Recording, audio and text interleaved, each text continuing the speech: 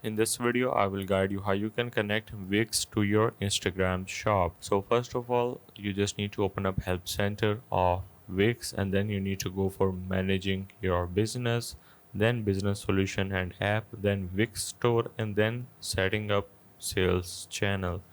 Then what you need to do is to simply scroll down a little bit, and then you will see the option of connecting your Instagram account. So you just need to tap on it, and then you just need to scroll down and make sure to follow these instructions of creating a Facebook shop, and then making sure that your Instagram account is a business account and is connected to your Facebook page. Then you just need to click on this particular link. Once you click on this link, this is going to take you to your Wix website, where you just need to now select your site in which you want to add your Instagram. So click on it, and then this will gonna load up our dashboard. So after that, you just need to connect or log into your Instagram account.